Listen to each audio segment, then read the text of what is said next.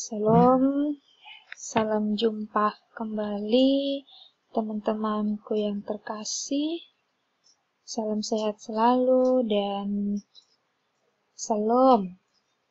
Ya, kita akan mulai pertemuan kita hari ini terkait dengan teori psikologi perkembangan peserta didik. Ya, jadi menurut Santrok, teori ini merupakan seperangkat gagasan itu saling berkaitan dan menolong untuk menerangkan data serta membuat ramalan. Dalam pengkajian suatu pengetahuan ini, teori merupakan suatu hal yang mutlak yang harus dikaji untuk menjelaskan sesuatu hal. Nah, hal ini bertujuan dengan mengkaji teori, kajian pengetahuan memiliki dasar yang kuat dalam mengaplikasikan ilmu perkembangan peserta didik di kehidupan sehari-hari.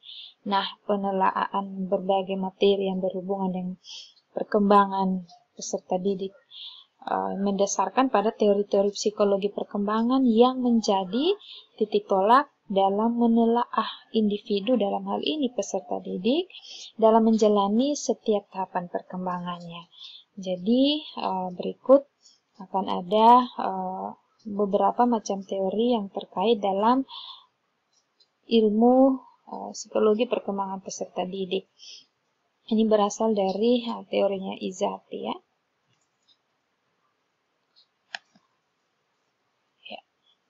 Yang pertama yaitu teori psikodinamika. Ini pencetusnya adalah Sigmund Freud, ya. Ada dua orang yaitu Sigmund Freud dan Erik Erikson. Yang pertama Sigmund Freud.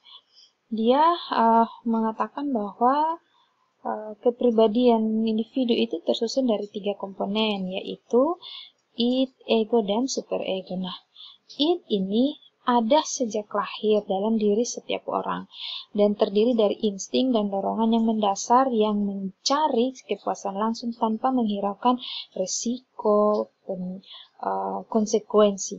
Nah, jika tidak dikendalikan, id ini akan menempatkan individu dalam konflik yang mendalam dengan orang lain dan juga masyarakat. Nah, yang kedua adalah ego. Ego ini terdiri dari proses mental, daya penalaran, dan pikiran sehat yang berusaha membantu id untuk menemukan ekspresi tanpa mengalami masalah. Nah, ego ini dia bekerja menurut prinsip realitas. Lalu unsur yang ketiga yaitu superego. Dia berkembang dari puncak kedewasaan dan identifikasi dan model orang tua serta dari masyarakat. Jadi superego ini mewakili nilai-nilai sosial yang tergabung dalam struktur kepribadian dari individu. Jadi ini menjadi kata hati yang berusaha mempengaruhi perilaku untuk menyesuaikan diri dengan harapan-harapan sosial. Nah, kalau id dan superego ini memang sering bertentangan sehingga menyebabkan kesalahan, kegelisahan, dan gangguan. Sedangkan ego ini dia berusaha untuk memperkecil konflik dengan menjaga keseimbangan dan dorongan insting dan larangan-larangan dalam masyarakat. Nah, menurut Freud, salah satu cara mengurangi atau menghilangkan kegelisahan dan konflik adalah dengan menggunakan mekanisme pertahanan atau defense mechanism. Ya, beberapa mekanisme pertahanan yang digunakan ini adalah yang pertama repression, ya, atau penekanan. Ini berkaitan dengan dorongan hati yang mendesak ke dalam pikiran tidak sadar. Jadi dorongan ini yang bisa menyebabkan konflik dan punya pengaruh yang kuat terhadap perilaku kita. Lalu regression atau kemunduran. Ini dia sudah ada dalam tahap perkembangan remaja, dia bisa saja kembali ke tahap perkembangan sebelumnya, yaitu bentuk kekanak-kanakan. Misalnya kalau dia sudah remaja, ada remaja yang masih isap jempol, masih isap ibu jari, atau juga di kanak-kanak dan selanjutnya. Lalu sublimation ini menggantikan perilaku yang tidak disukai atau yang tidak layak dengan perilaku yang diterima secara sosial. Misalnya remaja yang merasa marah dan ingin sekali memukul temannya, itu dia melakukan kegiatan olahraga untuk melampiaskan rasa marah tersebut. Yang keempat, displacement atau penggantian.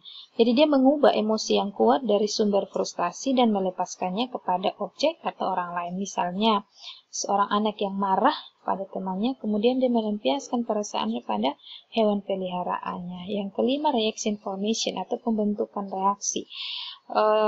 Ini berlawanan dengan perasaannya untuk menyembunyikan perasaan-perasaan atau kecenderungan yang tidak diterima. Contoh, kalau ada remaja atau peserta didik yang menyukai teman sebayanya, justru dia tidak memperlihatkan perilaku yang sebenarnya, tapi yang sebaliknya dia membenci orang itu, dia tidak menyukai orang itu, dan sebagainya. Nah, adapun tujuan setiap mekanisme pertahanan ialah menekan atau menolak keinginan-keinginan yang mengancam di luar kesadaran.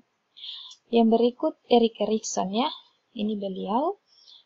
Dia merupakan penganut teori psikodinamika atau psikoanalisis dari Freud. Menurut dia, ada dua hal yang perlu mencermati dalam perkembangan psikososial Erikson itu, bahwa tiap individu itu akan melewati tahapan perkembangan sosial yang sama.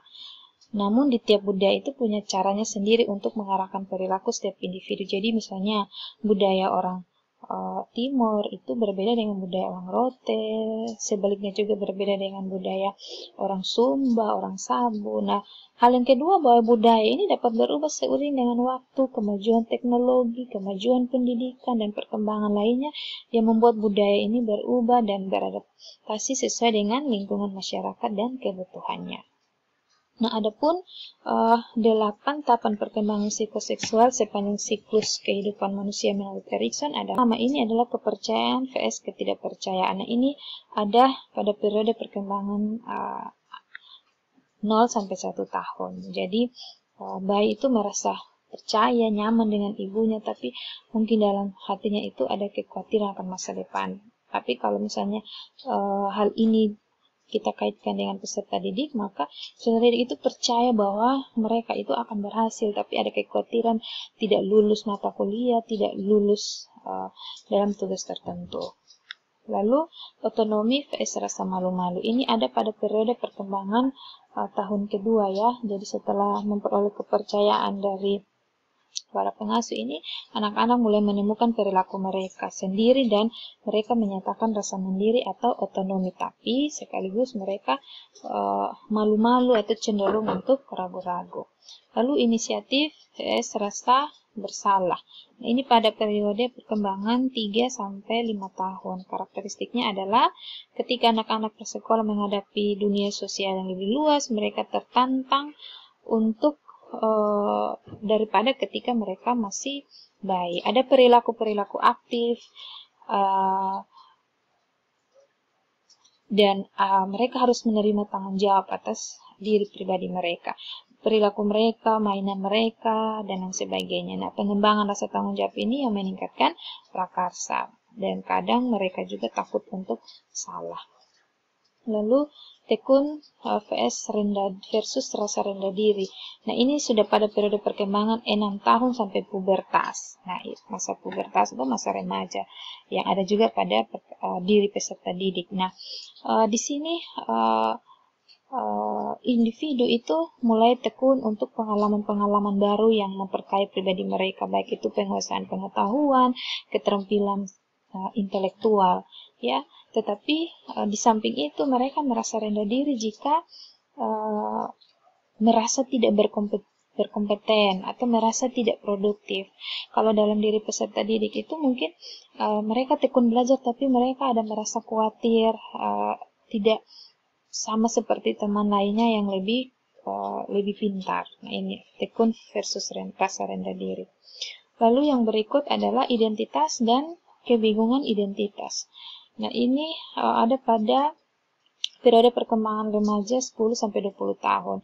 Jadi pada masa ini orang mulai menemukan siapa mereka, bagaimana mereka nantinya, kemana mereka menuju dalam kehidupannya. Nah, seorang anak remaja ini dihadapkan dengan banyak peran baru dan status orang dewasa.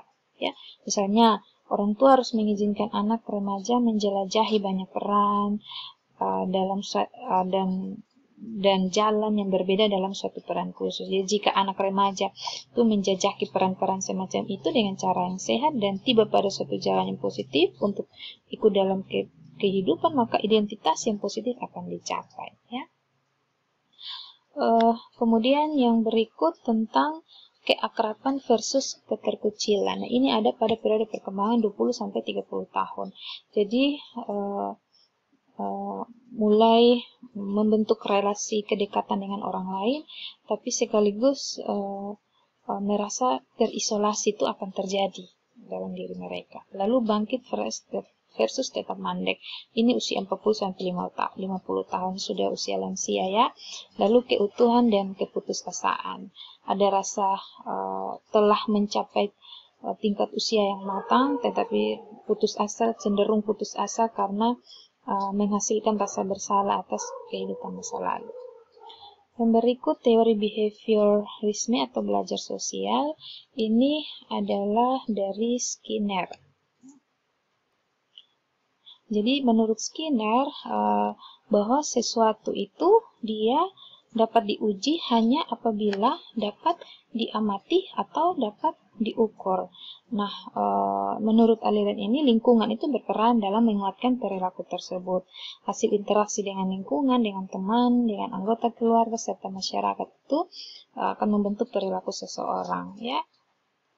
Lalu teori belajar sosial Albert Bandura, dia yakin bahwa perilaku seseorang itu merupakan hasil dari mengamati perilaku orang lain. Jadi dengan kata lain, perilaku individu itu mengadopsi dari perilaku orang lain. Nah, proses ini disebut dengan modeling atau imitasi, ya. Karena di dalam ketika seseorang misalnya ayahnya menunjukkan perilaku seperti ini, anaknya ikut, atau ayahnya sedang pegang laptop, anaknya ikut. Nah, itu modeling atau imitasi. Nah, kalau orang tua olahraga, anak ikut olahraga. Kalau temannya ikut TikTok, temannya bisa membaca, suka baca. Nah, teman sebanyak juga ikut, suka belajar, temannya ikut. Kemudian kalau bergaul dengan orang yang suka marah, ya kita jadi pemarah. Perokok, ya kita juga jadi perokok. Kalau suka ke sekolah, ya kita juga rajin ke sekolah, dan sebagainya. Nah, kemudian teori humanistik dari Carlo Buller, dia mengatakan bahwa orang mampu membuat pilihan yang cerdas untuk bertanggung jawab atas perbuatannya. Jadi, manusia itu dapat mencapai prestasi dalam diri mereka dan dunia itu karena dalam diri sendiri. Lalu teori hierarki kebutuhan Abraham Maslow, dia mengatakan perilaku manusia itu karena sebagai motivasi untuk memenuhi kebutuhan. Ada kebutuhan paling dasar fisiologis, kemudian kebutuhan rasa aman, sosial, afeksi relasi keluarga, penghargaan, ada tanggung jawab, reputasi, dan aktualisasi diri. Lalu teori pertumbuhan sosial dari Carl Rogers, dia mengatakan bahwa jika orang diberi kebebasan dan dukungan emosional untuk bertumbuh, mereka bisa berkembang menjadi manusia yang berfungsi secara penuh. Ini perlu dukungan. Jadi seorang peserta didik, dia bisa mencapai tahapan pembelajarannya dengan baik jika didukung oleh dapat memahami usia perkembangan itu dan dapat menuntun daripada pencapaian tujuan pembelajaran. Nah, Carl Rogers mengatakan bahwa jika kita memiliki citra diri yang buruk atau berperilaku buruk, maka memerlukan cinta, persetujuan, persahabatan, dan dukungan orang lain. Nah, ini disebut dengan unconditional positive regard, memberikan dukungan dan apresiasi kepada individu tanpa menghiraukan perilaku yang tidak pantas secara sosial. Jadi, seburuk apapun seorang peserta didik, dia butuh persahabatan, dia butuh untuk dikasihi, dia butuh untuk diperhatikan, dia butuh untuk mendapatkan dukungan sosial, dukungan emosional. Kemudian teori kognitif dari Jean Piaget mengajarkan bahwa perkembangan kognitif itu karena kedewasaan otak dan sistem saraf dalam adaptasi lingkungan. Jadi anak-anak itu perlu menyesuaikan diri dengan dua cara, yaitu asimilasi dan akomodasi. Lalu yang berikut Vygotsky itu dia mengatakan bahwa pembelajaran dan perkembangan itu sudah sejak dari awal perkembangan manusia, dan perkembangan kognitif itu saling berhubungan dan kontribusinya itu penting bagi interaksi pendidik dan teman sebaya dalam mengembangkan pengetahuan. Perlu ada interaksi yang positif. Teori ekologi oleh Uri Bronfenbrenner ini ada 5 sistem dalam lingkungan dalam perkembangan itu, yakni mikrosistem, mesosistem, ekosistem, makrosistem, dan kronosistem. Dan terakhir, teori etologi dari Lawrence, ini perilaku adalah produk dari evolusi dan ditentukan secara biologis. Baik, terima kasih teman-teman. Kita akan